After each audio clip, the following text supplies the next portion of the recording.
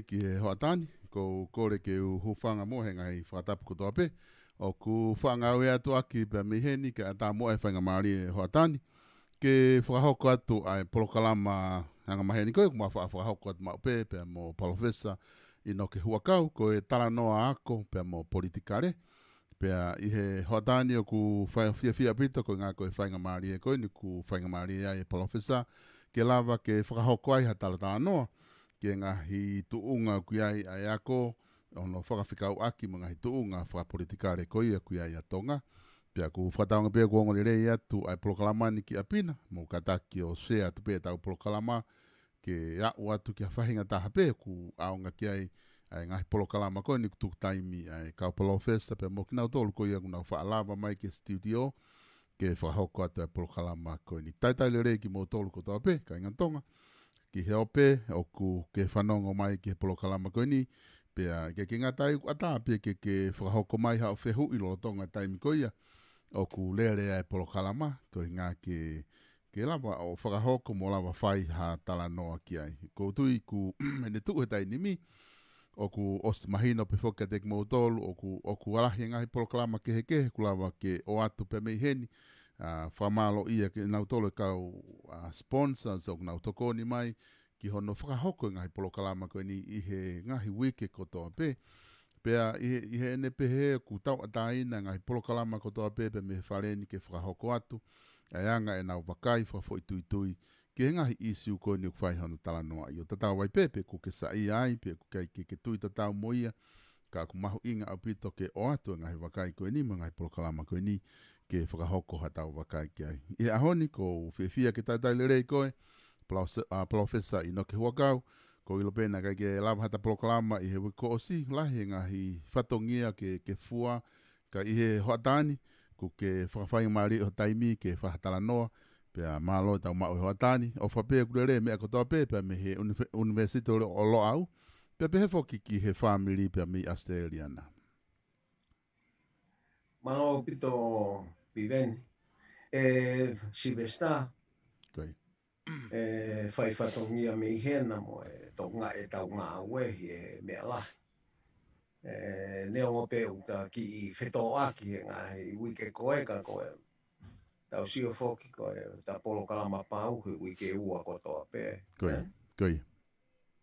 Ka i he lolo tonga koe ia, koe ke tuku hai vihe tau sio i ngā hei mea hoko koe tonga. Koi. Ka kou fie whawhilawe i he ni a kō mo tuku au mai koe a mea koe nai hoko i tō ngā lalahi pe. Koi. Wai pe hono whakai ki o hange. Koe ni koe tau loki la o whoki na tau o mai he taha walu tōru whiwa. Koi. Koe wa wau. Nā walu tōru whiwa na tau ki i whakaari mai e whakakau koe ke tau atai na mua e tangata. O whatatau ke he tui whakalotu koe atu po ua ki. Mo ngai mea koe. Toi o mai rewa ai lao i e taha i he tāwalu ni manoa. Koi.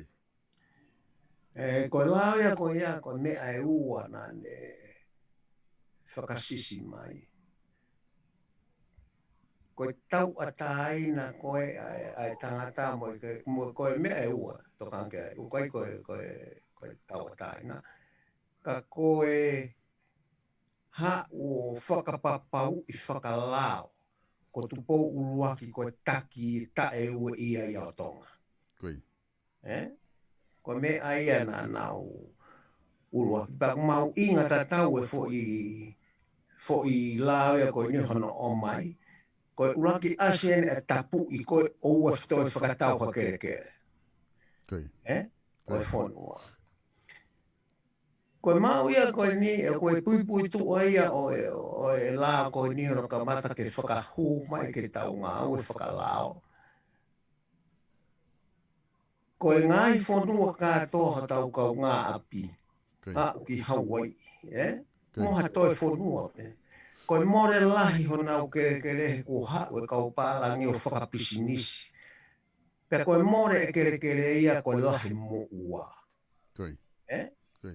Nau whakamo ua nā tolu he kau pālangi. Ko kona kawa malo ko me tau ko no sila. Kai. A wa umaiki ha mo ngai ia ko ia. Pea kua ke le vai whakaukau kua tupo uruaki. Ta ofitu atonga e wana whakatau e kere kere. Kai. Pea o kuia e ka inga ia o e fo ila o ko ia. Moe whekau koe ke tapu ke whakailo a ene a fio. Kai. Kai. O koe ko halao e nei ai ke pehe koe pule whakarewerewa. I kai. Koe alao ia koe konga e lao koko na malu e kere kere whonua. He ne ongo e hao whakaware ware whai ako kere kere. Pea ke hopo mo ua mo. He kai ke ha totonu ha taha ke to'o koe kota unga koe mo ua ki ai. Ke to'o kere kere. Kai. Kai. Koe unga koe mo ua. Paku alu lewa kere kere ia nofu he tui. Ka awa tongo whawheki ki a mua ke he tui. O kai ko kere kere ia o ko kere kere e tui. Pero hare wa mea koko tapu ke whakailo ia. Kai. Mahin. Pea koe konga ia. Koe ngai whokotu. Koe lao, koe uhinga, koe awhio i he tui e mea ku hoko takai. E ngai whonua. Kai. Humare wa tau atai na ia he tawalo noa. Koe lao koe ia koe tau atai na ke ako. Kai. Mo ke lotu. Kono te fitoi. Koe osiko o mai fo tau atai na koe ia. Pea fotu ure wa toloa he tawalo no nima. O ako e kakai tonga kotope. Kai. Tau atai na tonga kotope ke hū ki toloa. O ako e. I he tawalo no nima. Kai. Pene mawinga whakakoe ko toko osia mahalo e fotu e. E mori toni ai kolisi niu i katoni heni he tawalo no ua mahalo po ofikai. Osi me mahalo tau e whape ni makuo tutuni ke fotu atoloa. Kai. Ka ihe afa o e silapa tatau. Na e fotu aki. Tau o silo pe tatau e Silvestar ka ke tato hela he laurea ke ngā au e tangata koe ni. Kai. E ku mahino pe ia mo e anga ene whakanau nau e whonua ki he ako i he tohi mo e hafua. Kai. Lolo tonga ko ia ku kamata ke lau noa kau misnare e ia. Kai. O ku nau alu pena tolu he afa i mamani na e hoko pe ko e whakalotu i pe mo hoko atu pe pe nau pure nau tolu. I he whonua. Kai. Whepaki lahia mo e tu unga tu po uaki. Mo e hou eike whonua. Kai. E koe ka veinga te fito atu po uaki e ke tau ata aina e tō ngā meiha mea i mamani. Pane ilo rewa ku asi mai a whakoa niko sia se taha whangongo ki muri. Kai. Sia se taha whakaongongo i tu tapu. Kai. Na e whepaki e ulunganga e koe mo tau ata aina koe na e amanaki ki a tonga. Kai. Koe ka mata ia hono whakotu u koe atere mo usiasi kehe. Tonga tau ata aina tonga hou eiki. Sia se hou eiki, tonga tau ata aina sia se kakai. Kai. Ko hono uhi ngā, he kai whuke toi lava he ku osi o mai whoki e, ai konistu tōne he tawalu whitinima. Kai. Ku osi konistu tōne, pa koe tau ata aina e tangata ke lotu, pa ka whiri e tangata ke lotu he. Kai. Ka koe lau maari e u lotu koe ni, he kai mawahe e me he tau ata aina e tonga. Kai. Koe uhi ngā ia e whakotu e se asi, uhi ngā ia hono whakotu o atere. I he taimi ko ia. Ka koe e mea o ku tau ilo laurea ta tau lahi ka mori toni. Kai. Ka koe e mea ko kei ki tāla ai. o kui kai ke hanga e atere o ave ai langi o tangata koe na ne whakotu atere ke tu unga o totonu ke iai. O whatatau he ngā moritoni. Koi. Ko tangata koe ni Sylvester koe o atu mei Asteriani pa koe professor ni he linguistic. Koi. Ko tangata ina ne whakotu atere. Pa koe tangata koe ni koe ni ngā wena e fuoroi tong. Na e o mai pa toi a fuafoki atu. Ka koe ngā wen he malu ko tu po uloa ki mo ne te stoi tui. Koi. O whakotu o e ako. Pea koe kumau ki ai koe uloa ki tiksinari koe whakatonga koe whaau e tangata koe ni. Whakatonga whamalan. Koi. Pea ne whakahua tu ke pule anga ke pulusi ko peika ulotonga pare mia mahal. O kai ke pulusi he pule anga kai hu mai ki tiksinari a peika. Koi. Koe whahinga uhinga whapolitika e pia taimi koe ia. Ka o kou iloi koe o tiksinari koe ni o ku tauhi Asterian. He ku whaka eke ai mea koe ni o pehe o ku he Mitchell Library. Koi. Teke mau hawhainga maari e. Ka kou kore ke mau ta mai whatotoro hange ko Professor August Mahina mo mea ke. Ka nau whainga maari e mo pa nau whainga ke nau sio honga tiksinari koe ni. Koi. Pea koe tohi e sena koe ni kui ko tamai o tonga. O kone whakamatala i elei ai e mea nai hoko i he taimi koe ia. Koe anga no whotua tere. Koi. Ka koe mea ko hohaki ai koe tangatai ni koe ka tangatai ni koe tangata no ia koe tangatai ni koe tangata poto opi. Pea koe ange ngā ua moritoni koe he ngā ua e tangata koe ni no whotu ai ko listonga. Koi. Ka koe mea nai hoko e Sylvester ki he ako. Tau pe he kotolo. Kuongo i he kau whai misinare ia mo e lo. Ai fu hoha e ka haito ngā moinau tō kanga ki he mea koe ako. Koi. Hange koe o ku nau lau kau aki pa te nau lava lau tohi, whapalangi, whatonga. Koi. Pau te nau lava tohi. Ku alwe ata mai a ko e ke kakai. Whakataha mo e polokalama moritoni. O ngō i he sia o fuuwawe. Koi. O fuuwawe a koi tonga. Pea whairewa tutuni ke horoki. O keke umai whakamatala whakaikiki ke tutuni koe ni. Horoki. Ke tau ako pe ki he mea fie mau e pule anga. Koi. Pea koe whotu a te reku o toe ai a koe ke he tuunga koe ia. Pea toi aluatu pe mo konistonga alu he mea koe ia. Koi. Pea utau ilo pe tau lai la lea ki ai. Koe mea koe o ki whakalolo mā e Sylvester. Na e tala mai koe konga lahi ngā moritoni na e tutu. Whakaauha. Koi.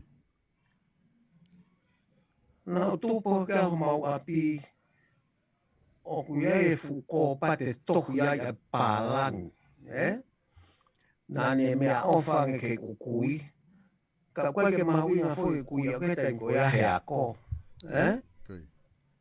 Ka uhawa no folau e tohi whakatonga.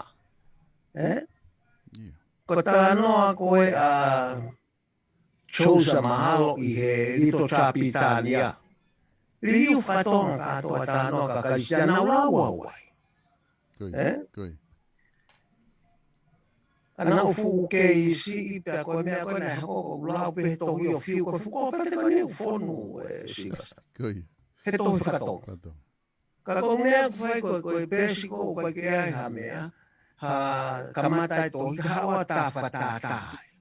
Koi. Pate tok tupo kita ako pate ilo no mahu inga ka koe koloa more ka ofa pe o kuiai ha feitu o tau ki ai kai tohi koe. Ke he me he tohi tapu tau masive siva au pito he ngahi mea whakatonga lele. Koi. e ngā mea whakamaman lahi na o si ngā au e kia mori tonu o lili. I he taim ko ka tau loto peta toke to o mai he ku tau masive siva au pito I he nau lau tohi lelei. I he rea whatonga. Ka koe nunu aia o tau ngā au e koe lere mai ngā au e ki he a koho tau whonua. O ku tau to kamata ke tau kake hake me iai he ngai konga mai koe ki mui sen tu tahiwa wa noa. Ke tau kake mai o whakahake hake. Ka koe tau tāno peta tō ke mo oni o mea nai hoko. I o tau whonua whikau. Ka koe tau ataina e kau e tau ataina ke ke ako. Mo tau ataina ke ke lotu hono whakawai. O mai ia koe lao. Pea osi koe ia, tato ilo de vai ia koe haa whakau kau, ta koe lao tō ke nofo malu mea koe konistu tone. Koe uhinga lahi ai ngā uia koe nisi resta. Koe na tūlai au mea koe pureanga tau ataina maman. Pea ku tau tai maari e ki tau tolu hena la koe fie ai tu I ke whakahoko mea koe ni ke hoko atonga koe pureanga tau ataina. Koe ke whiunga lao ia. Na a whio he tui koe ke whiunga lao. Koe mea nei hū mai u lao ia he tāwalu ni manoa. Ono ua mo. Kai hū mai koe ni stūtone e he tāwalu whitima. Ko hono whakamau ia e waa o tonga koe pureanga tau ataina. Na whai he koni stōtone. Kai o mai a koe ku os tau ataina e ne a ko ana mo ne lotu. Ki lele aki e fo I fuka ko ia. Pea ku mauinga o pita ki tau ilo ki ai. He ku tau ori peta tohe na uak whatau ataina e tau ako. Whatau ataina e mo e tau lotu. Mene hongo pe u tau tō mohumu ka ku o ka kuiai pe ai ngāhi mea u tau pikitai ki ai kana I kai ke tau to'o lo tu mei tonga ke he neongo koe ngāsi asina na whakangongo ki muri. Kana I kai ke he lau maari e tupo uruaki ke whakaongo I tonga ki hataha. Koe mea e nai lahi ai ne wheto aki mo e kakai koe ni. He kuas pe historia kamata ke lau noa e kau misnare e. O nau pehe nau tote nau pure I tonga. E hao mea pehe pa kukai tato tā noa ki ai. Kukai pe kau misnare na ngā au e tō I. Ki he ngāhi mea lahi ka koe. Ka hange ko tā lawe ki mua. Koe monu ia lahi o pita tonga no ma o peika. Ai mama he a peika me sia sio nofo ki hatu pōroki. Ke whai e ai ngāhi ngā au e koe ni. O lawa. Pea tau ilo pe totolo mea na iku ki a moritoni mo e hāfua. O tā anoa lahi ki ai ka koe kamata mai koe tau ataina koe tā anoa maari e ki ai a tau tā Stephen Hapua. Ke kamata mai. Ka kui kai ke tau hoko e fo I laine ke a umai ki a tere mo e mahu inga no fotu. Koe hahono uhinga. Ono fotu, mo e tangata na e whiri me I tonga ke aloanga fotu a tere. O koe koe ki tangata whaiako pe. Ka koe tangata lele I au pito tūnga ma alunga haiako. O ta tau pe pa mo mori toni he ne fotu ukatoloa. Ka koe mea pe o ku whakalolo ma koe alu ai a kohe taimi koe I tonga he awha koe ni hono whakangata e tau a ko ke he tau whie mau. Pea tau lere mai ai o hau mai ke senturi tahi wau tau toki kamakamata ki tau whakakake hake. Ange koe hau me tō hoka tu pou wha koe pare mia tonga. Whakakake e ta hoko mai a futa helu. Mo e whakakau whakahako hoko mai. Ka kua mai ke ko ngani kamata ko university koe ko Usapa. Ko USP, ko university ko ia. A uke whanki ngā ue ke heke o ku hai tonga ko ngā aue ai siasi mahalo to kai kolo Koi. i hea ko. Ko ngā aue o ku whai he lo au. No fo totolo ki ngā mea te fito ho tau e tau sivilai se. Ngā mea ke pehe e Silvesta o ku tau tai maari ai he ngā aue. E tu unga tau ako he hon. Kei pēna konga nai tau whehu ia. Ka koe konga lahi o ku tau lo he ku asi mai he mea ku ia e hoko a toloa mai ki he ngahi ako ai siasi meto tisi muri. Pe koe hoko koe nina e tu neona e ki na panga pe ele asi he kuonga koe ka ko ngā aue mai kia he taimini mahalo a toloa ke to ki whamāto atoang. Ai whehoko taki ko ia. Ka ku koe tuunga koe e tau ako ki i whakawhie maari e pe. Ono konga si. Ka koe konga ahi ia e Silvesta o tau toi whehu ia. O tau toi whehu ia pe koe hako ai tuunga. O tau e pe kualu koe ke tau toi sayang e lahi e tau ako pe kualu e ke tau ki whapiko. Monla. Ka ku tau tai maari he mea koe ia ka tau tāno at pe ki ai ki hanga e tau ako te to whakahuhu atu e ai whamatala whaikiki o ka pau whie ilo ke hataha ka ku lawa pia mao. He ngahi mea lahi, O ku lahi au pito e tau mea ka mau ngā aue te whito ki whinga i au pito ke hiki e tuunga kua rea tō ngā ke tau ngā aue. Ke ta tau mo tau ngā aue whakaako, mo tau whaka. I ria ho tau kakai i he rea tō ngā ke nau lau ho ngāhi mea au sai. Koe nuspe pane o peo ku sai peo kua pe mahalo ki pan mo oni ai. Ka au ku tau ilo pe tatou lahiange ai tāno whakamisia he konga ahi. Tau pea ko tau whetu kua ke pe ko hai kua au loi. Koe mea e ko ku hoko ka koe tau mea koe no whai tau programa Silvesta. Koe iris ke ko tau pe u tamalaki u tau whingai ke whakapapau. O ku hao inis ke koe a me ngahi urunganga koe ni u tau mawhasia ai he kuongan. Pea ku tau manaki pe e hao tau kakai o sio ke historia koe ni. Pea ku te tonu ki tau eke. Kua ue e tau atai na koe nuke mau ke ako mo e lotu. Ia kuonga. Te kia. Toki hao koe nistu toneo whakamau me lao kere mo hafua. Ka kono whakamau ia koe ngahi mea kuruhulu a ke tau. Ka kuosi mau e tau atai na e kakai. He ka pau na ikai ia ko mahalo ko toloa ia koe kamata koe ako pe ka hu eiki. Ko tupo hake au mau feitu mau whakolosia ko mau uta ue funiu. Mahalo koe apo ni me tolu. O kulalava ake uaea takai ake sino ini koe ona toi kakai hata. Ako bet, koe me ulalava pe e funiu koe. E tala mai rewa he kukui koe uhinga he nai kakai e tupo ufa. Maari. Na e o mai e kauta mai o mai mo tupo ufa pe na whakakaka na to tupo ufa he funiu he koe e nai kisisi. Ke tori hifo niu. He ka wako nafu alu. Pea koe taimi koe nai ilo ai. Nai ilo koe mea koe. Ia o mai lewa ea ko takai e funiu.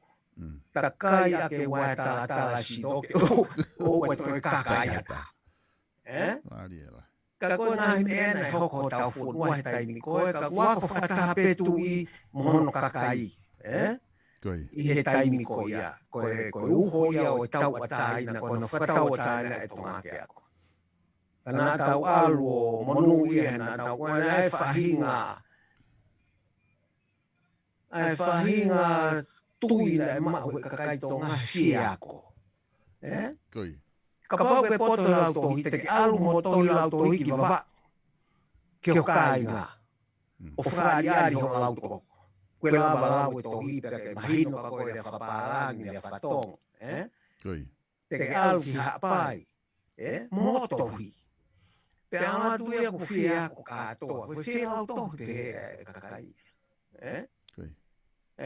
Kana ai fuwawe e tau alu pe ko ki takai fia ngahi mea o mai ko ki tau ngahi wawe koe e tau. Ngā au e ke mea koe ako mo tau saia he mea koe ako mo ilo. Ka tau tai maari ai he ko ngani. Ono e tokoni e tau ngā au e ka tupo uluaki. Koi. Wha pito. Ma oku maari e pito e wha matala koe ni ku ke wha hoko e palawhesa. Tatau te fito ki he historia koe ni ku ki hanga o mai i he tuku au mai koe ni e ano whakotu ko a te re. Koe ko ngataha ko maari i alahi ai koe oku whaatala noa i pe whoki e kupu i he koni stuto ne ku tala mai koe ke oua e oku i kai ke ata ke whakailo koe tui. Kana e whakaukau whoki a kuia mo i toko lahi. Koe ta ofi pe ia ke ua whakailo. He ko ngā koe ne tui. Ka ko ngā koe whiawhini ku ke hanga whoki hoa tani o hulu mai e whakaukau. O ku hinga ia koe kere kere. Pe aku mahu inga maari a pito ai mea koe. He ku o ku kei whai pe whoki tai nimi. O ku he tui pe whoki he tau koni stuto ne ngahi mea whakakere kere ka aloa o ke tau potaha. Pea koe whi konga taha mahu inga lahi koe tau ataina koe ke ako molo tu nai whoaki koe na ke lava kia nai whoaki tau walu ono ua. Aia koe tau ataina koe ke tau rea. Ai koe o ku tau ngau e koe he miti a tau ataina ke tau rea mo tohi. Ai nai toki hau pe ia ki mui whakataha mo koni stuto ne he tau walu fito. Toki hau ia ki mui mo koni stuto. Koi. O tau ataina ke rea ku ai ai me ai o ku kau ke lotu i he kupu koe tau ataina. Koi. Koe ai ngā hua no ngahi kongkong ke keu ka mata ke tau whakafonu mai. Koi. E ku hinga ke hae tau ataina. Koi. Pea kana e mu ai tau ataina e koe na ulaki lau ka i whakalao ia i he tāwalu no ua. Ka mata mai me tāwalu tolu hiva mo ni manoa. E tāwalu no ua o ku whamatala kia halapua he ne polo kāmataha. Ka koe ko tau halafono ngā ia. Koi. Nā tau laki tau ataina tato ke tau ako. Koi. Tato ki hau e tau ataina ke rea ko o rea ku ke ako. Koi. Koi. Koe nā whihoko taki ia. Koe ulaki ke mau atamai le rei pa ke toki rea. Koi. Koe mea e ko uku hoko e siwe stape na mahu inga i he taimi ko ia. Ke lava tohi mo lau konga mo mea mau hangai whakaukau. O toki hu mai e tau ataina ke rea ia e koni stuto ne koe ngahi me ena e tānoa lahi kia Profesa Povalu ki he halafononga mai o e whakakaukau e tau ataina. O ku kau ia ke ngahi mea koe ni. Ka koe te whito i whie mau koe o mea koe koni stuto ne ia. Ke tuu whakataha mo e tau lao, ko whie mau ia kia pure anga tau ataina o e taimi ko ia. E nai a whio i tupo ulua ke me ngahi whahino hino, ka ke mau e tonga koni stutone, o kapi e whakataha aki mo ene lao. E kai tau malu tau tolu. Ka ku tau hu mai ko tahai e ngai koni stutone mo tunga, whai ngata arewa ke wei tau ataina atonga a ko whanua tau ataina. He ku noia e ne koni stutone pa ko whie mau e ngai whanua la lahi koe o e akoia. Nai kai ke fu o moni pe ku alu e tau lawa, ta tau sa ia. Ka ko whie mau e nia na maa o lunga ka tupo uloki. Ai koni stutone ko whie mau ia a maa mani e taimi ko ia ki ha whanua tau ataina. Ta ko whihui. Nā tau hoko e whanua tau ataina, iyo. Neongo e kaupea o ngai whanua lalahi. Ka kositu atonga me nau whie mau. Okay. Whie mau ko ni stu tone koe. Whie mau la koe. Whie mau ke wha demokrati koe. Okay. He koe tau lao tau atai nā koe ufo i o mea koe demokrati. Koe toki tala noa i pēni hea, no koe kia mea fōu i tau tā noa kia i Sivesta. Okay. E koe, ana koe tau sioka historia, ko nai kehe a uesite i am he isite. Ka uila whanua tau ofi taha ai i he whakaako, whakasosiare. O uila e Sivesta, ko siaina. Oh. Good. O koe ki tau ofi tau tolu ngai whanua uesite. Good. Koe whakakau peu nau mau. Ka koe civilise u tau ofi taha ki ai, a civilise a provincia ko siaina. He koe whakakau koe wha i ka veikula, ngane ua whahopa mai se ana ko Confucius o siaina, filosofiko ia. O koe mo nau wha i ka veikula nau tolu Sivesta. O koe ke kehe ia me tau wha i ka veikula. Ka nai kai ke nau tokanga nau tolu, ke tali e ngai whehui ki universi moe ha. Ka ki nau tokana toki ai. Nā tau tokanga nau tolu ko ulaki tā noa ia o mea koe purelelei. Koe whai he kau filosofi aina. Senturi ni maki mua i kalaisi. Ari.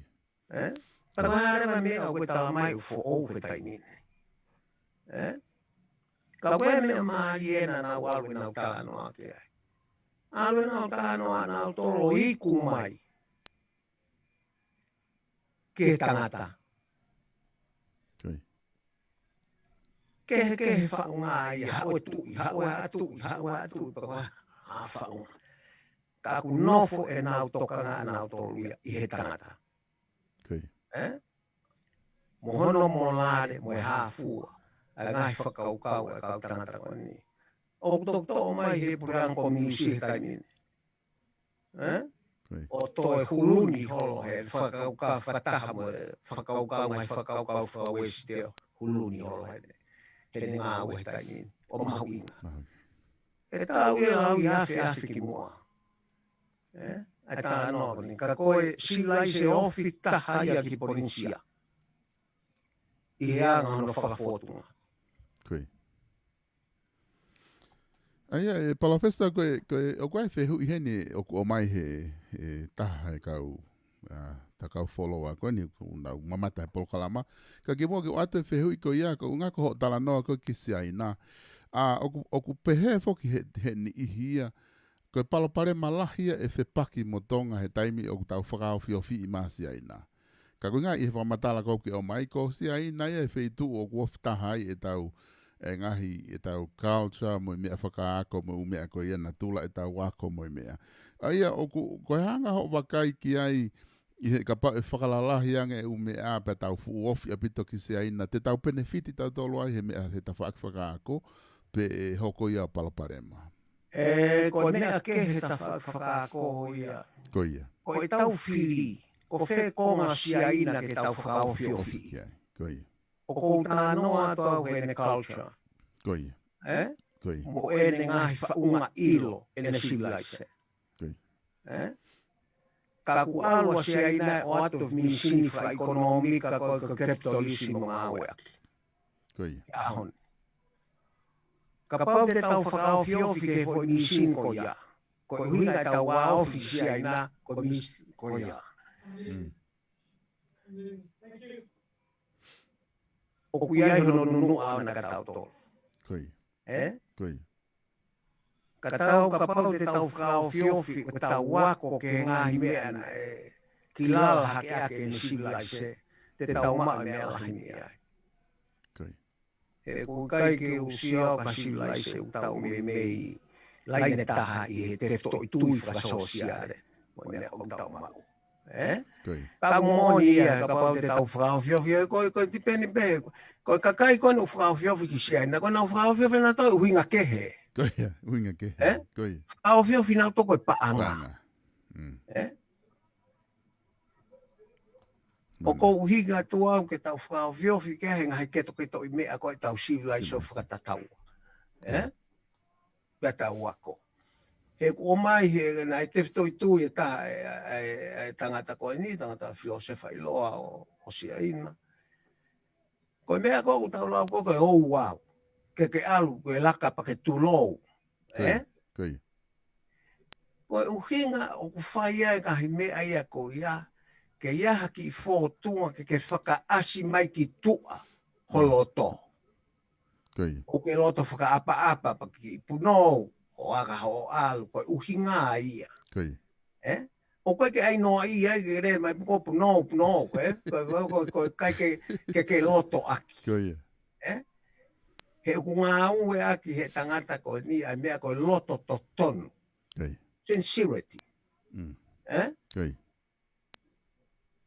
Pea mo e faithfulness ke ngā ue aki e kakai. Pa koe koha me aia oku hoko. Ka koe taimi koe te tau tāno ai ke mea koe mapure ia, koe discipline. Society.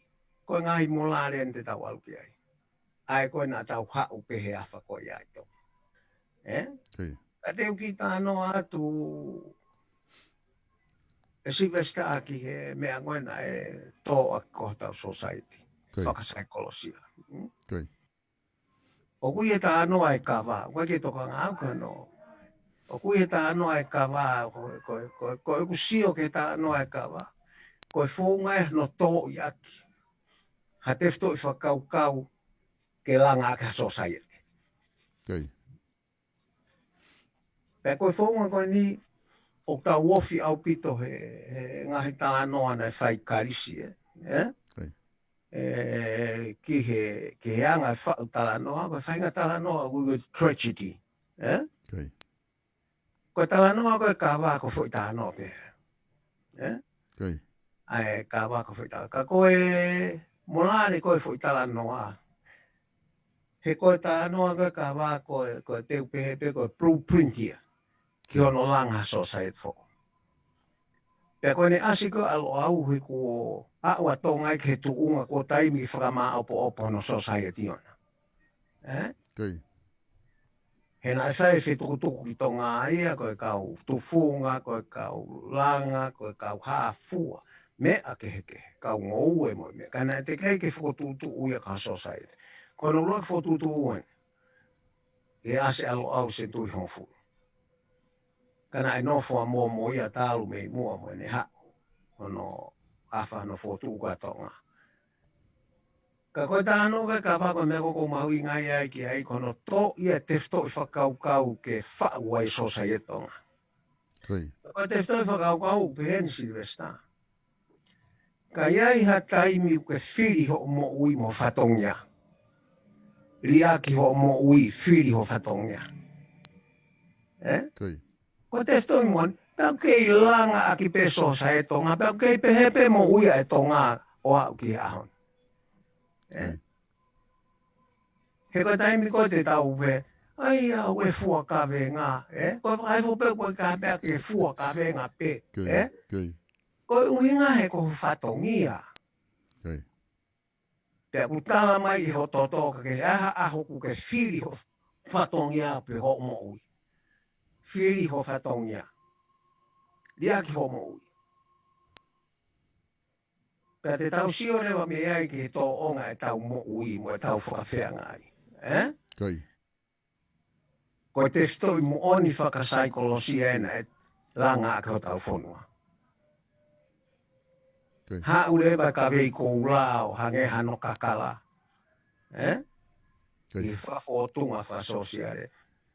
Koe whahinga langa ia si vesnau, kai ke mau hano whakatataua ona ia hanga civilise. Mea hope uke ai ngai mea au tau. Lau ki ai, pa asihake mea koe he, asihake mea koe he. Ai, ka koe te whito ia ngai ia, nai whaawak society. O atu lewa mono ngahi o wau. Ko hono uhi ngā ke whama mo oni mo sio ai whonua uku ke loto a ke mea koia. Na kai ke a whaaringa lele ia he tau ngā ue. Kai. Pea oku hulu mahino mai he kau filosofi ai ngā ia e ngā ue kani. Pea ka pate tau alo ako me koe hao ke senturi tahi wā ko si aina ke tō nou e toka te rine kom niusi. Aina? Kai. O mai me kau tangata mana nau toko tolu.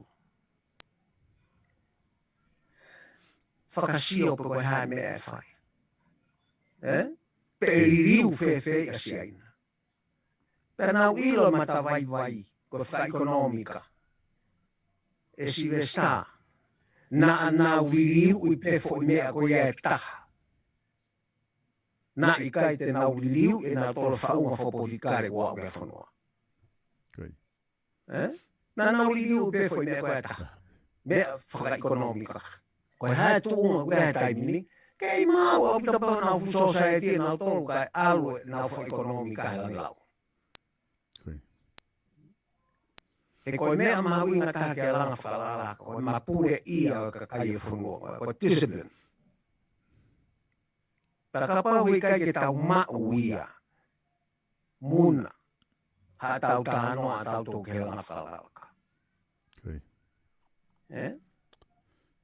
Pera koe mea e utu mo unga si aina taimini. Koe tau kapau te tau siofi ngā ukana nau whai ke ririu.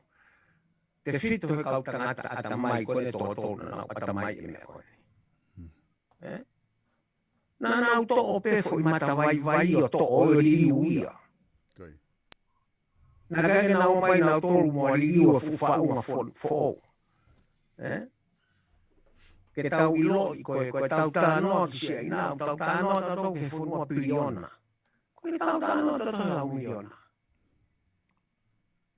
Piliona. Pea he i kai ngā au he te mo kalatia si aina. Ne ongo koe pure whakomiusi o skamata ke huluni loto ai ngāhi ngā au e whakatemaati. Kamata me pure anga whakakolo, pure anga whakawahe, o alwa ke kolo o mau katoa si aina. Ka koe utala atu ke tau sio whakarere, koe hare vai ta whaako si aina te tau whaofiofi ai. E kai ki toi kehe o whaofa ekonomika o si aina mo, whaofa ekonomika ki a seria no sila mo. Kono ke he pe koe whanua eni huu mea paanga maamani honi. Mon lahi apito e palofesa ko tuku oku mahina o pito e whatalanoa koe niku ke whahoko e haoni he tatalanoa mai ta whaaki a. Ko e totaha ko sione oku ne whehui mai. Ai whehui ne pehe ku lahi au pito e kakai a ko na wako i tonga o poto.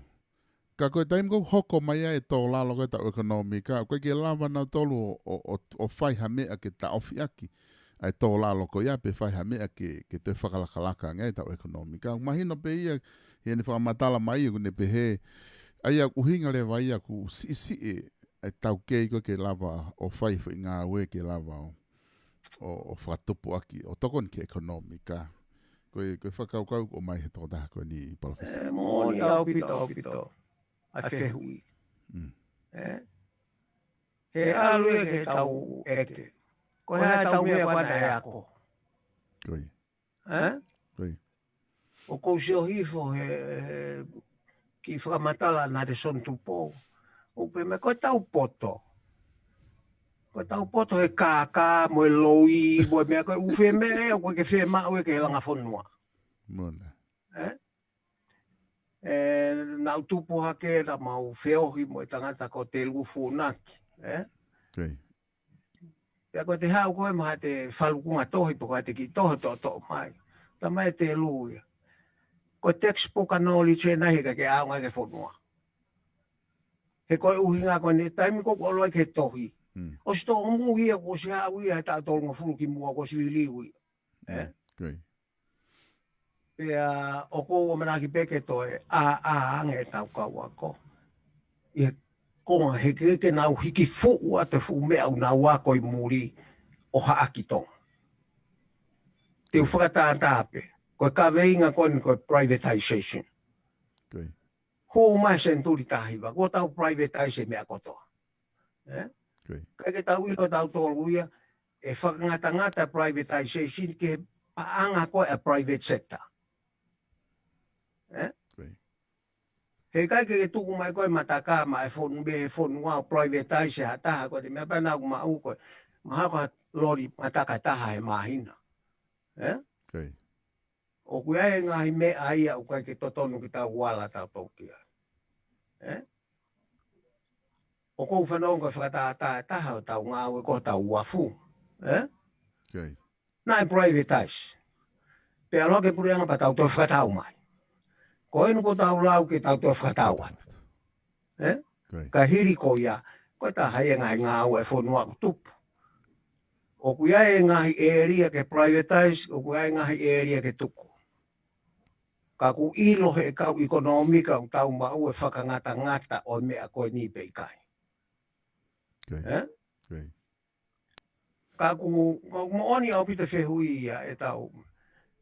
He ku tau tala noha tau poto, ka tau tolpe koe ke siwa o tau ngā ue. Ia whonua.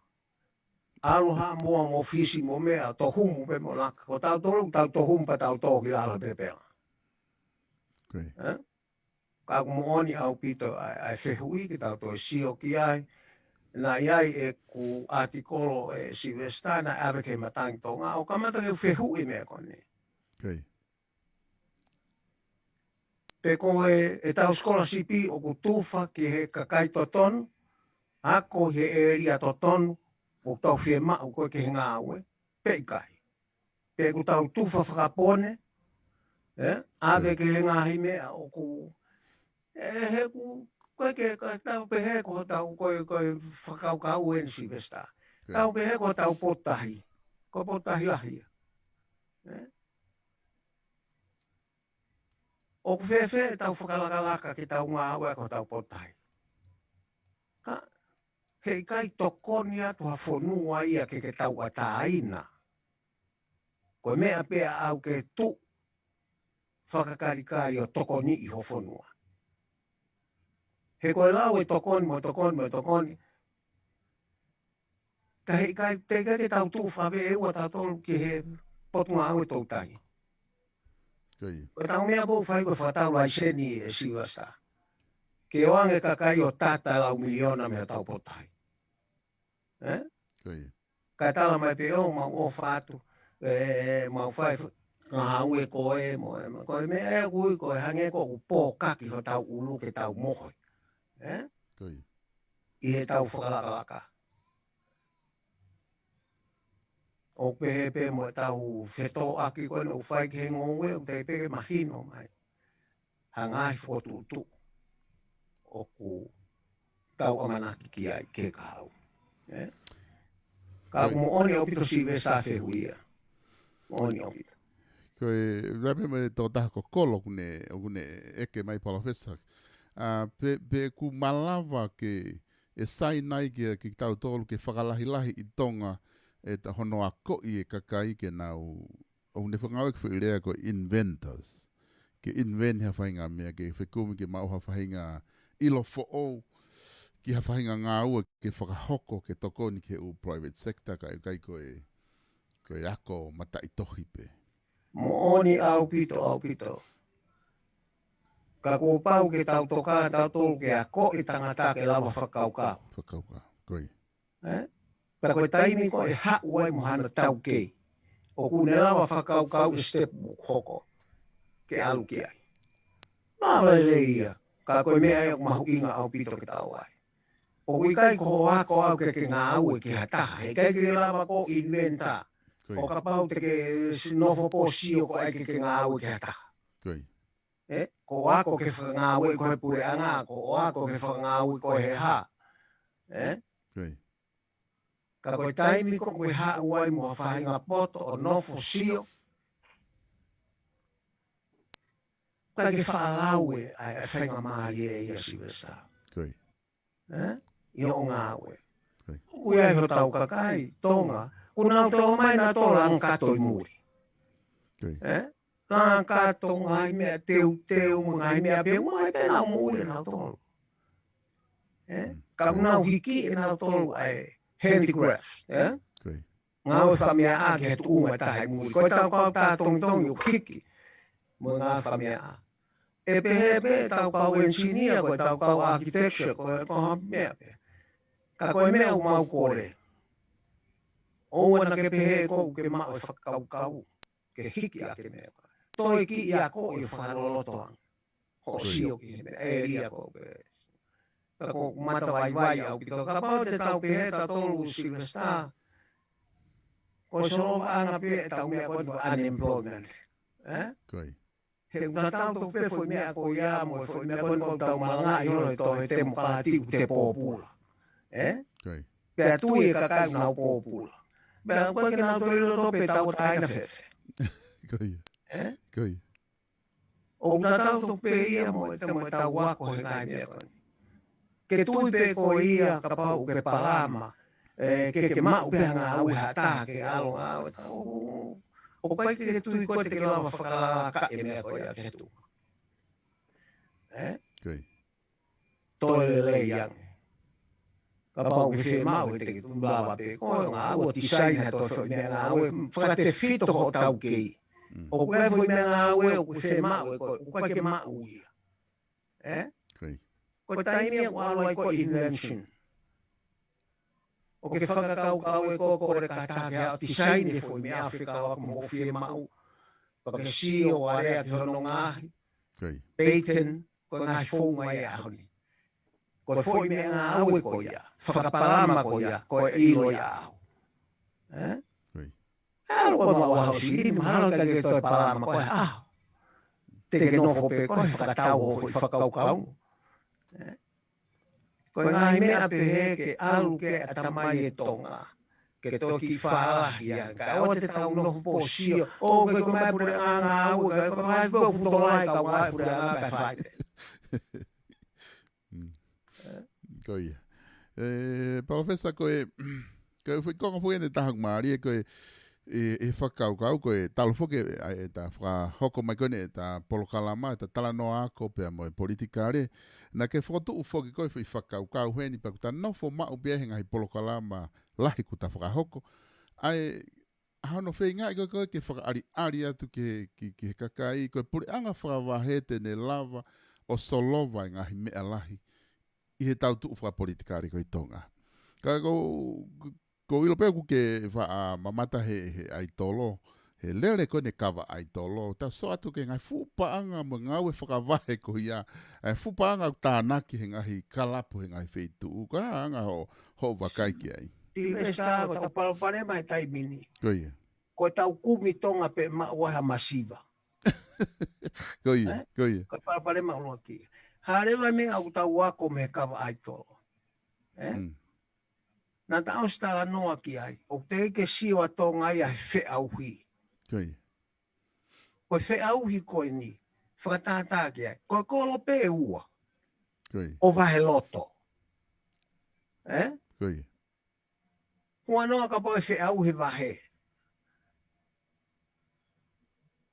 Na utala atu e si vesta he kai loto ha vahe ia ke ki masive siva i fo vahe. Koi.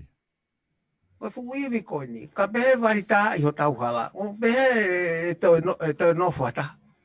Ia vahe. Ka pae varita hano hala uta wa o mai kolo.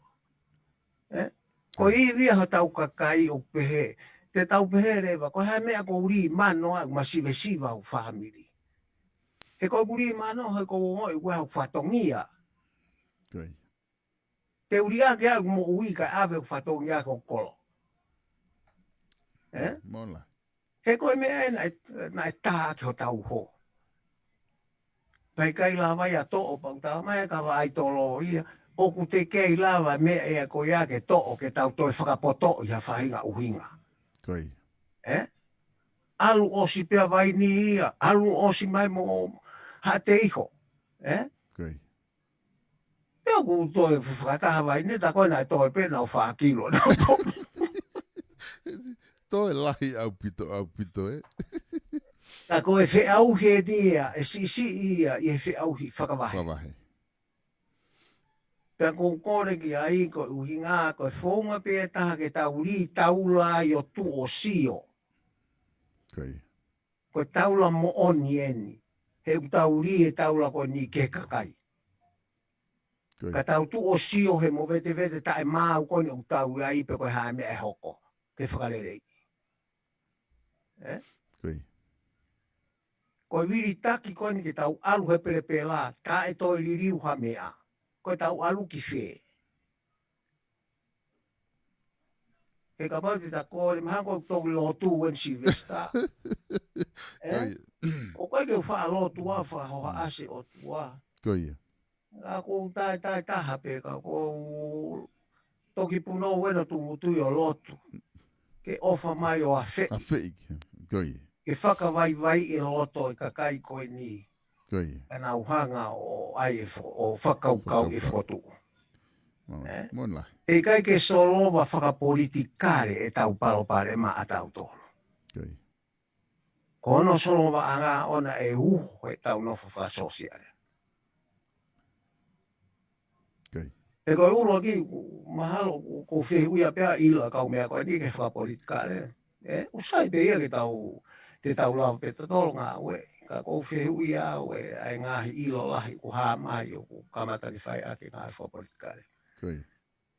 Ka pau e kai ke tau ala ke ua whiwa taha o kai ke tau lava o liriu e ko au ko pou au ki he mea koen ki he o mai he tu ia pare mea. Kai. Pea alu kātoha tau wharere a ki tua. Whataha ka kai ma hou e alu kātoha tua. Kai. Ka whiri maha ka kai fo o he koe mea pe a iaha ka kai e loto lahi ke na o mano fosio e ngahi mea koe ki wharere i. Kai. Koe kei hulu ni hola ka kai e koe ni loto ki tu ia te na loto wharere i hamea. Koe na umea pa na tau whai koe ngā ue a koe na ui whapolitikare ke tāmate ea te mo ua misia na koe, tāmate ea te puri a te fu mo ua e tāma koe. Kai. Paka ki te whahangu ia. Kai. Kai tau na tau pe koe hawhere tau lao ke ngai mea koe ni. O mai ke wa wahi atu ngā e whonua ki he private sector koa pe koe ha. Kai. O kusaya muri ni e koe private sector o me milahi ange ne paanga na e pureanga. Kai. Pea koe ka kai e matua ki milahi ke nau toa hange ko mau ngahi hala. O ngahi e ngā kau tātata. Kai. Pea e ngahi ngā ulahi ngahi kau tātata. O tau tānoa tato ke iwi whakapaanga private sector. Kai. O kai ke tau tānoa tato ke iwi whakapaanga whani motu koe o tau mau i tonga. Ko pau ke tau tokanga tato ke mea koe. O kuoagi mo kau ekonomi ka ke privatize mea koto. Kai. O kuiai hono ngā taanga privatization pa kuia hano huinga. Pea pau te ke ha o ako pa ke ilo huinga ko ia, pa ke kāta ko alongo ue. Kai. Alongo ue ka o te ha o nofo noa ia sea. Koe, palapesa koe, wika ta taimi, ko kore mo ke ta, ke atu pe ki fo i ka venga wha osi koe ni, ke ta, ki tala no ai, pata toki wha maa opo ai pe anai, ha lava, wha hano, wha mama e whakau koe ni. Na ki ka venga wha koe ni, koe tui koe lahi koe ngai palopalema koe ni ku hoko, i he tau tuunga wha politikare, pea mo e talu koe ni o se tau ririu, pea ku langa i hea kia e whakau koe ni me he kalafofo anga pe mo lot lasi ke pega lot tang na fotu ke fahatala noa ai kakai i he tuku i ke funga te pile ke fahatala noa ki ai na ko taimi ke foki pe a fili mai pe kakai e tau to ta fitu pe fili mai ka no pele na to ko hiva pe a foki le ke tu i ke ne fili mai pare mia mo ka minista ko hinga pe ko e kai lava ke tuku ai longo a ko te fa foki ni me a ko nai mo ko i ka tu ponima ai aku ko hanga ho wakai ki ai mo e tafa ko ne kutai ai ko he ta pureang fa wa he Silvesta ko e whainga whakaukau e ni te tau iku ki ai. Koi. O apau te tau heke hoko ate mo bete ko e ni. Koi. o ku whepake nia mo anga mawhana e kakai, Koi. Ai mea ko hoko taimini, pea o ku haure vai whakakau ko e ke, ko whehu i, ko hae uhinga o tau wiriri ai ki ai. Ko hae uhinga o tau whotu ai whakakau. Koi. Ko hae tau palapalema ko ai ki solo. Ko mea e utaton ki tau lok sio ki ai. Koi. Pea ko wilo au ke tuunga pe hono whakasino whakaukau ko ni te ke au ki hono tātuku. Koi. Ka koutui ko huunga whakaukau ko ni ko e palapalema ko e upehe. Tau whie ma hapare mia tau atai nai tonga. Koi.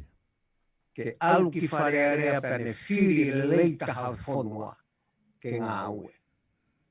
Pea toi tu tau ataina ke ngā ue kapi kapi ai toko whāme i tua.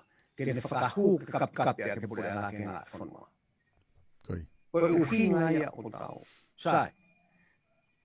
Koe hare vai whakaukau koe o mai peke a mea koe tene soloa. Io. O moni ia. He ka pau e whiri he tui e paremia, te tau mao paremia tau ataina. Koi. Foi konga koe ke he ne toi whiri mai a kau minista o koe ke utui au ia e alu ke tui. Koi. O sai pe ia. Koe tau palapare ke iai hapare mia o tau ataina kai tuko whakatau hosi pe me mokimu. Koi. Koi. Koe nā koe tau ataina pa ke whiri mai koe. Koe kana mo ana ke a koe. Koi. Ka koe ne whiri ana koe rei taha koe. Ke hao ke portfolio koe. Te tau mao e tau tolo mea koe. Ka koe ki whatokanga ko watu Silver Star. Koi. Koe whengau e ake hatu i. Koi. O kuiai e nau whaunga nau tolu nau whengau e ake. Pea e whainga ta au pito ke hatu i ke ha. O whaka situai ha whotutu hatu. Koi. Koe te whitoi whainga ta aia. O kuta wako pita tolu me heni he whakamau anga. Koi. He ka pau te ke hopo tangi ki ha fo i whakamau. Koe whehu i upehe. Uai whakamau e uana na osi loto ki he tau te koe ni. Koi. O mai ange uhinga lelei ka te au pe koe hae mea te ke uhinga ke o mai ke u whakasi tuai. Ai tutu ni koi. Ai tutu uni e whakamau e ua. Koe palpare. Pe hepe. Koe haere wa uhinga lelei u tau ave ke ne afio. Ke ne whakasi tuai hatu utu uni atu pou nima. Koi. Atu pou ono. Koe mea ea koe ke whaingo fua. Pau totonu ke tau whakau ia ka pau koe ave e tau tohitangi o koe e tau toto. Ki ai. Pe ka pau koe ke taha uhinga ke tau lava koe ke lava ha tau whare area whai whakarerei koe ni. Te tau kore rewa ke lea fio. Koe whatangi pe o moni. Koi. Ka e o te tau hai atu ke o atu mo whukavenga lahi. Bon. Tau koe maa taha koe te tau ave ke lea fio ko sai taha ai. Ka e ua tāna ko o tau ai koe tau heka e whoi waka ko iawa. Heka mai mo koe, heka mai mo koe, heka mai mo koe, pa tau ngoto tau tau te i tau wa. Koi. Koi. He koe mea koe ni ka pao sio ka kai au ana whakapolitikare, e piki a ki ai. Koi. Ia hare rei whakapolitikare ke teu whiri. E piki a ki ai. Ka hange ko ku tā no mo Professor Aftani ki he, ki ngā au e mai whoke whakakau e hou e ki. Koi. O kui kai ko kau no pere o wharea rea, o tau ai ka patera whakau. Ko kau no pere he koe uho e ngahi haa. O koe ki tau tānoa ta toki lo wharea rea. Koi. Ki he toi tangi koe ni, o tā tānoa ta tolu ia, ha toi tuu mei tua ke ofa mai o ririwa loto. He ko pau ke tau whakamoni e tau tolu. Ko ho tau wharea rea, o kai ke nau toi malawa nau tolu. Ke ririwa ki mea. Koi. O tau sio ke ngai whiha laki. Pea mahalo. E mo koi a ene a sio. Koi. E toi tuku mai ka o te tau amanaki o pehe e tuku mai ha mea. Ke whepaki pa mo tutu une a sasnima. Koi. Koi. Nā alawa mai peo whakahumaki step. Whakahawa mai. Koi. na alawa pe o mātutu ni ke ka veinga ki mua e wharearea ki he ne awa pe. O hange koe ngahi tutu ni koe o kune whakaamu ki ai. Ka koe tutu ne whiha e ne a whioma mea whakaamu ki ai. U te ke lawa ma vivi haki me ata.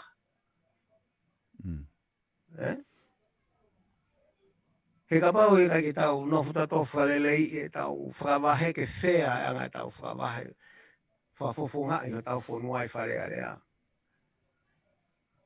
Tau whakaamu pe, mau ke tau tangi pe, tau potangi mo sio, o sia te tau.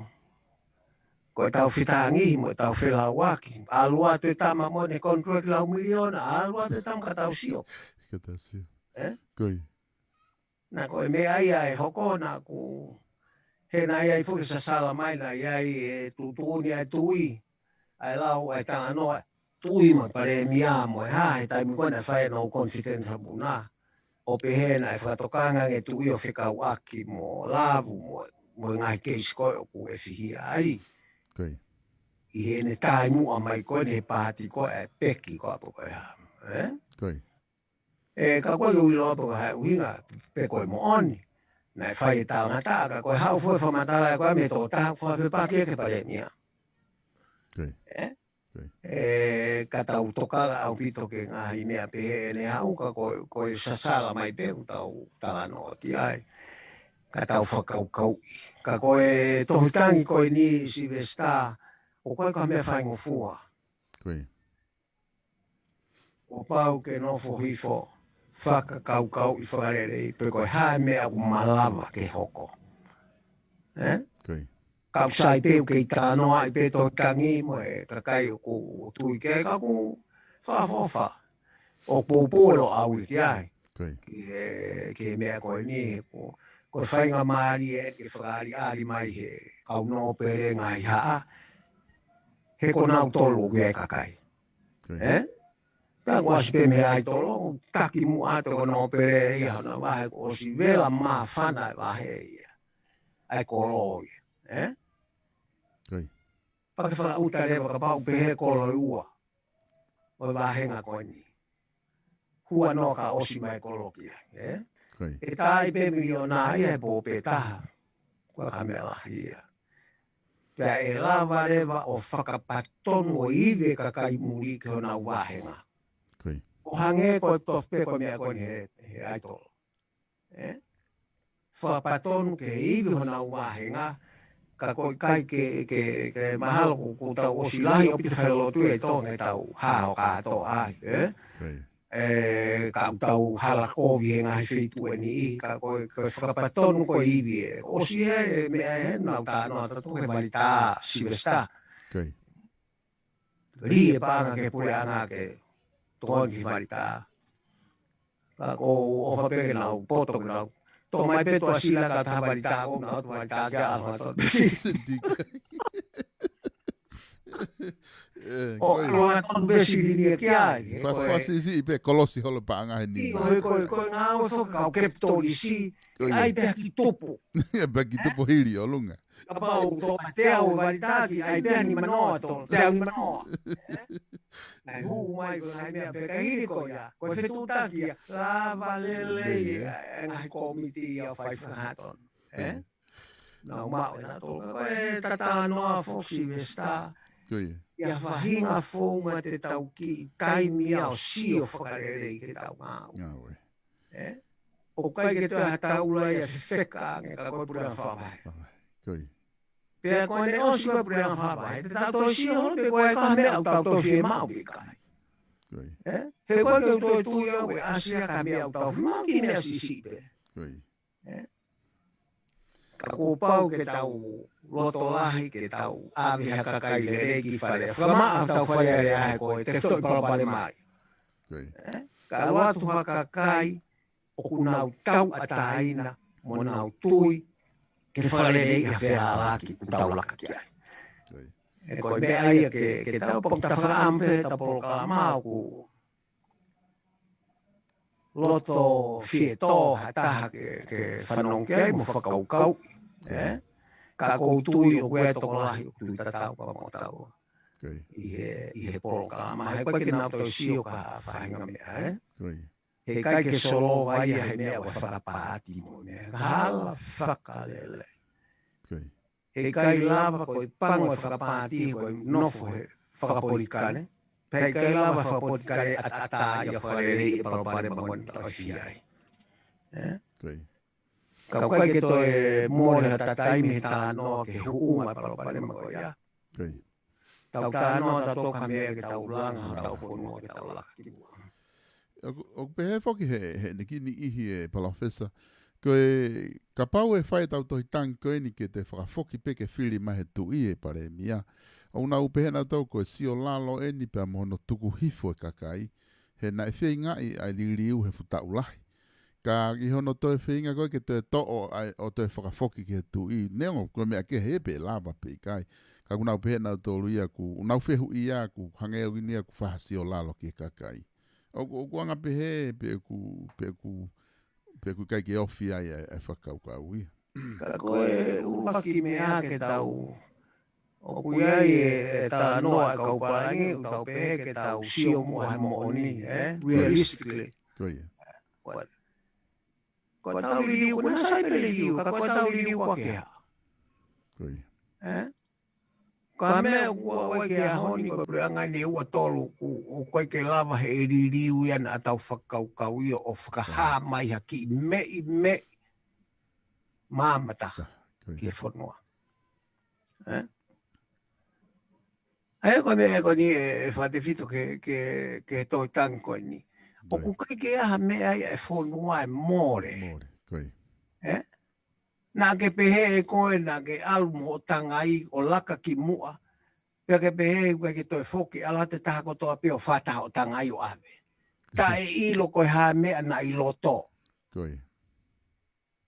Koe ta pare mangone u tau loa u ke eihe u tau a au hake tangai koe ni loto o ku tau whehu ia mea la. Koe. Pea u tau pehe re mo wha hofa peo no toho nai ririu. Nau me he tau toi ki tu o wharerei. Koe. Pea tau toki alu. O kui kai koe mea e koe ni koe whahinga atala noa na e whoaki mai e si au si nima a e mawhai ki he kakai. Koe whoi tāna lo i au to ton ke to au pito mea tau tolo. Koe.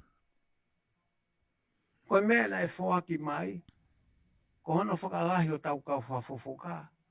O tau mau ha whainga maari e ke tau whiri e pure anga, toko lahi whiunga ke pure anga, toko lahi ka koe whainga maari e koe ia e o mai wharea rea.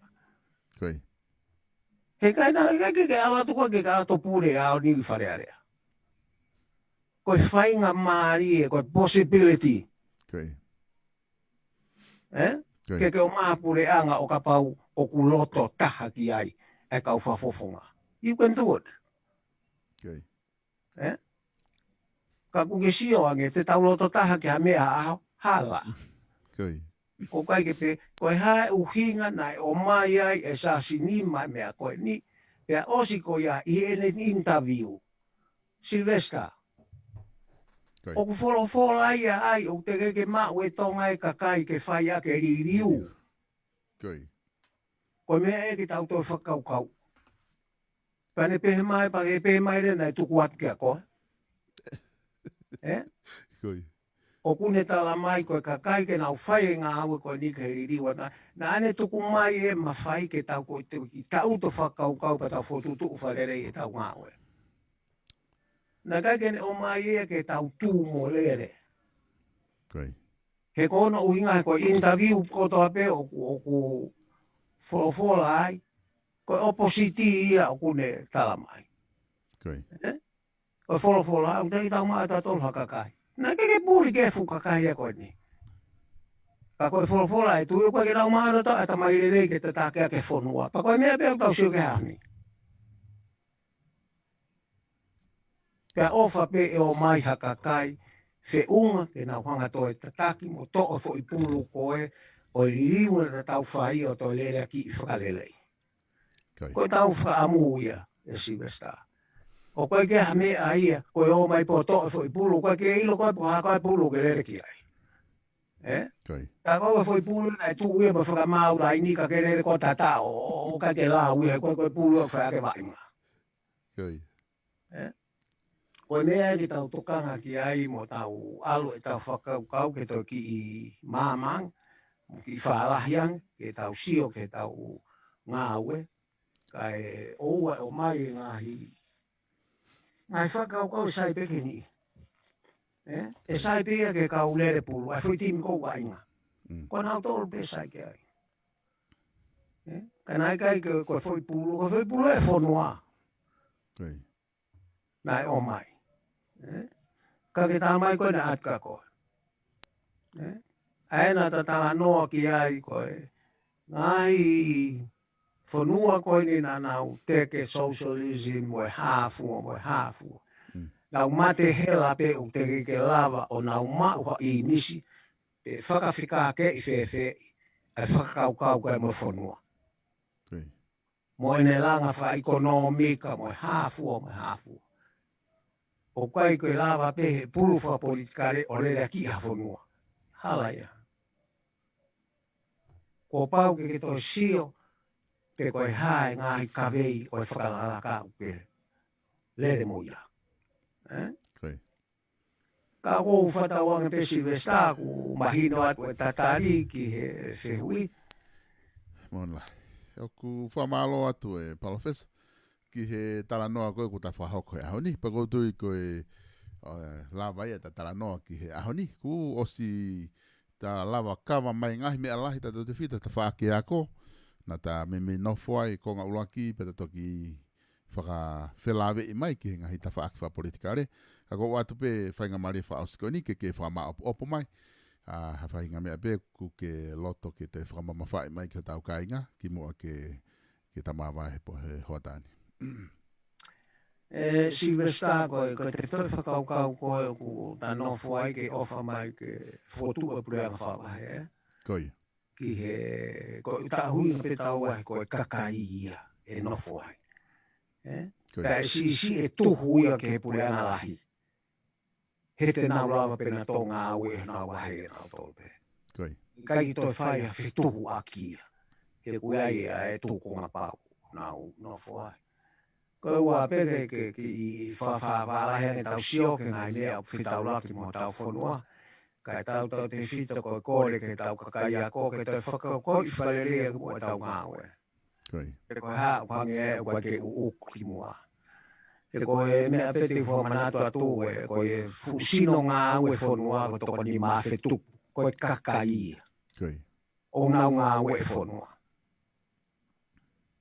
Pe hei kai ke alu ko whai ngā ue whanua i ha loto o to tonu pe te tau paraparema. Ko alu ko whai ngā whanua pa ke tau alu ko here kuti holo ai o kākā. Tau paraparema lahi. He koe tuhui a tau tuki o lunga. Tuhu ke sino ngā ue pe unau whai whakarere e ngā ue. Pea ko ko ia moau o ngā ue sino ngā ue pera. He kapau te ke whai halai. O ke ilo le leiho whai hala, whakapone mo e hafu mo. Ke lava sistemi ia o ngā ue i Silvesta. Koi. Koi. Neo mai kapau e haere mai a e ki ia mo a ngelo o pure, o pare mia. Ke lava ia. Koi. He kuke oska kāpe koe me manawa. Ka koe tau ngā ue koe mea u tau whakamau i ngā ai ke tau tāngo fua ke he lao. He koe mea pete de whakatatau e ta whimau. Ki hale leia whanua. Kai toi ngā mai ha mea. He kai ngā mai ha tala ato ko ofa ke masiva. Kai ke ngā mai tala ato toko ni ka hai mo hai. Kai ngā mai ia. Ho tāngo fua pau ke lao, pau a whai pau. Ngā ue le lei ngai sino ko ia. Tō tahakilo peo tau ki whanua Silvesta. Koi. Tau tāno tato he palopane manu sila mo asteria mo whewhua. Ki tō tahakilo pe.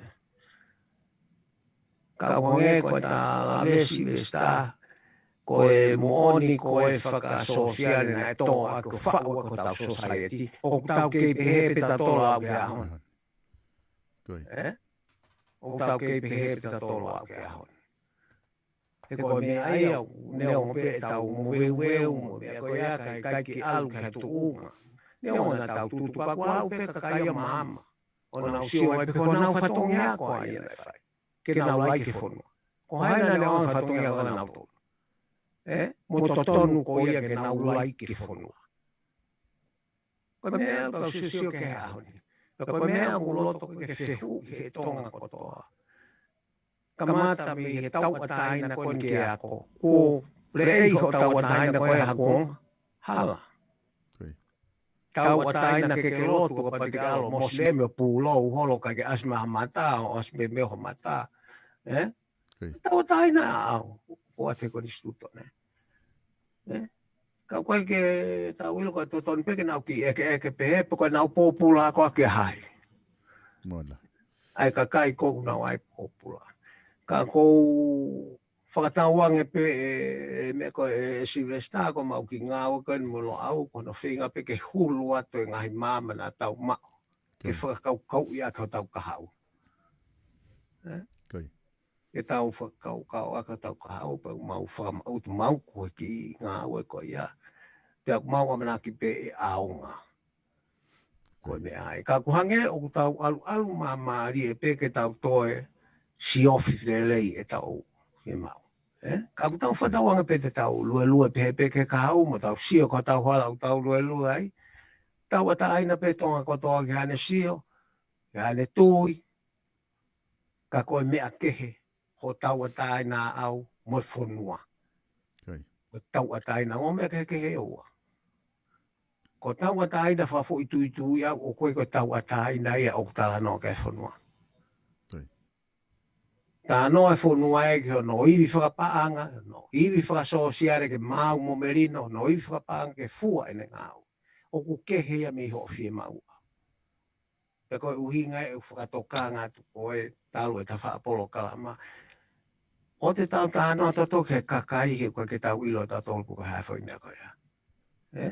Pa no koe ki a koe mo au. Koe mea e patano. Pakualu pe tai mi Silvesta mo tau sio lelei ke mea koe ia. Mo e tau ngahi polo kalama kehe me he kakai kehe. Ka ku tau whamalo hono ke sponsor e tau ngahi polo kalama ke tau malawe lawe ai. I he platform koe ni, he fuawaka koe ni. Ka tau o manaki pe e aonga ki ho tau kakai he koe uhinga ia e tau nofo. O whawhaiga maari e pōna anō koe ni. Koe ke tau koe whamoe el pena koe harea e tapaki tō. Loto mamahi maha taha ka tak tō ai ho loto ke lahi. Pea ke nofo pe mo mea ke tau merino pe, ta no merino pe o whetala no aki. Ka oa ai ke tau alu whainga mea au tau whekolo aki. O mua mai whehi a he mahino. Ka kou whatauanga pe Silvesta taimi fia ke tau polo kalama. Pea mo hoko ake he kahau malo opito. Ia, malo opito e palawhesa inoki huakau. Ai whainga maari e koe ahoni pea mo e tala noa mahu inga koe ni ko ke hanga o mai he tau polo kalama koe ni hoatani. Whamalo atu ki e kainga whanongo mo mui mai he tau polo kalama.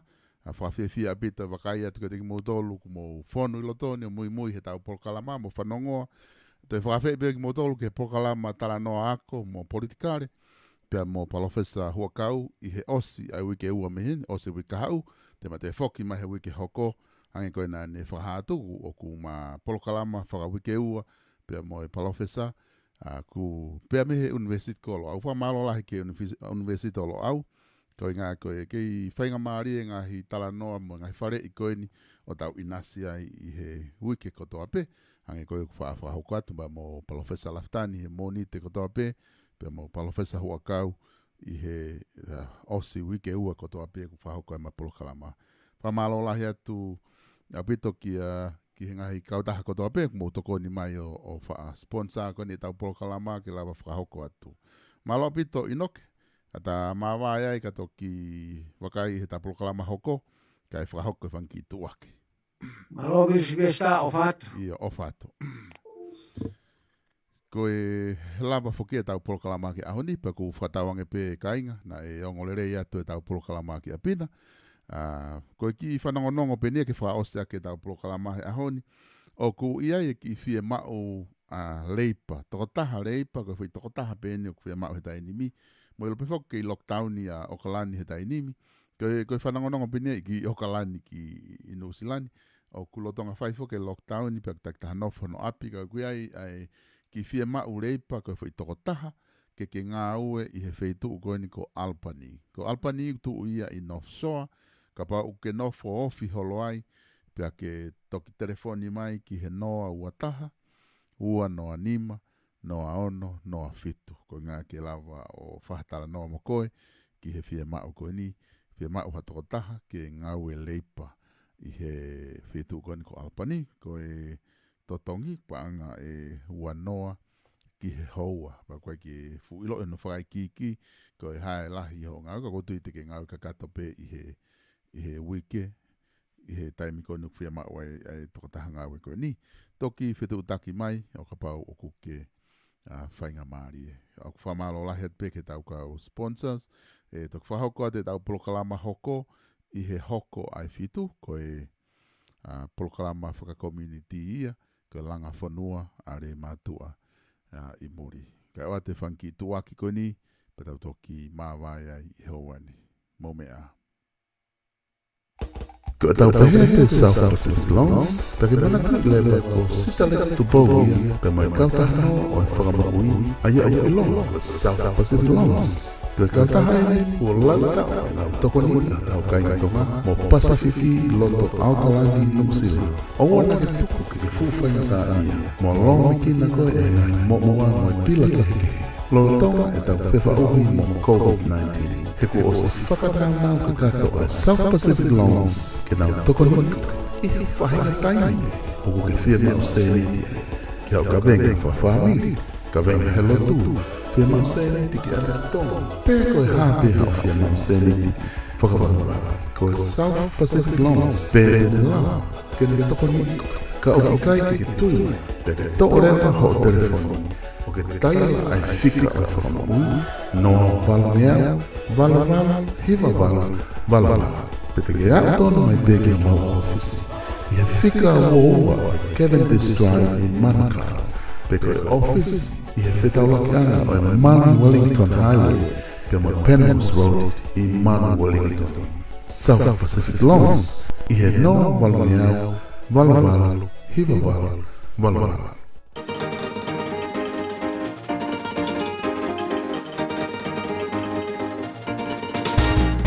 Ko e whanongonongo e nia me tau taka Faustina Construction i he kainga tonga o loko Salt Lake City. Lo tonga e tau whiwhakohi pe mai mahaki whakauka ko COVID-19. O kei loto fia pe e Faustina Construction. Ke kei hoko atu e mau ngau e ofa he whaita o momoko e tani ki ho tau kainga tonga i loto Salt Lake City. Ko mau whahoko foki e ngau e whani i he tata toa pe o laka manua e ngai community kehe. Pepe he access tonga i he wāhenga iuta. Lolo tonga e tapu e uafu tutu ko mau ngauelanga ai i he iuta state. O wanga pehere hewa e ngā wene, te ke fua pe e koe e ngā whakamore ki toa pe, ki he nau e whakaongai ki ho o ngā we, pea e whakahokorewa e he Faustina Construction ai ngāwe lei pāma au i kai kato tonga. O tatanga pe koe hae whahinga ngauelanga o ke fia mau i whakaonga. Mei he ngāwe cinema driveways, basement, the step, sidewalk, beheke langa hao deck, retaining walls, landscape, pe koe hapea whainga ngā langa o ko ke fia mama ke mau tokonian ki te koe o tonga whai tā moko. Oua nā ke whainga tā ia, he whetu taka mai, te taka o ko mau sana tunua. Te koe whai me i he loto ofa mo i fia tokoni ma au. Pea ki i nasi ho tau kainga tonga i fia o kua osia e mai community ke i he ngau ofa o ko mau whahoko. O kaunga ki he Faustina Construction, e ngai tāpua ki e mohui o tau nasi kotoa hai. Pea mo e whakatawanga ki kei o ona pe nge ia mo langi, he ki hiki ngau e o tau lawa ke whahoko. Ka pau o ke mahoinga ia i he ngau e koe ni, telefoni mai rewa o rea ki a sione a holokotonga, i he wala no ataha wha ua nima ono no. Wala no ata whaua nima ni maono no noa ihe Faustina Construction.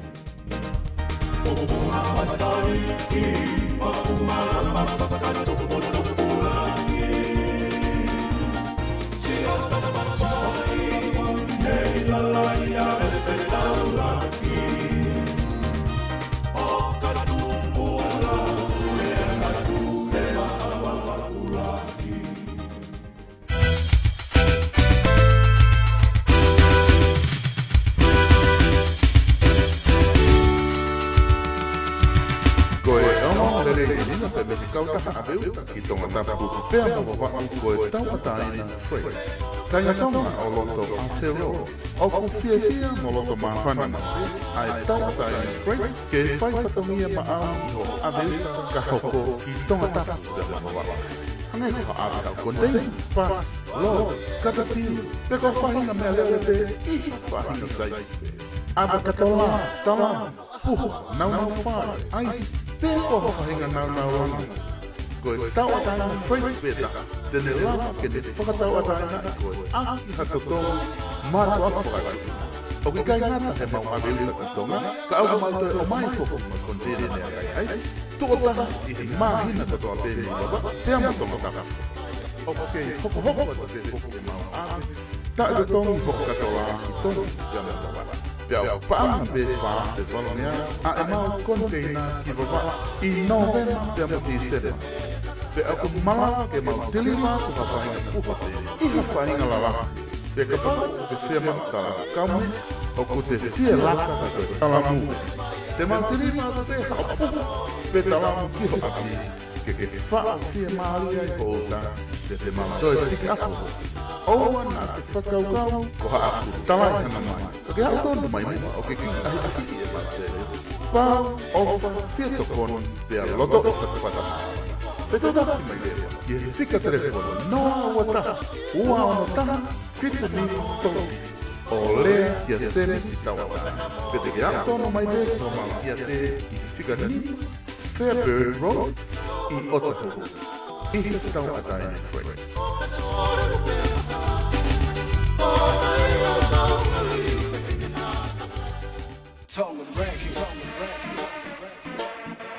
Records, Cheap Flash.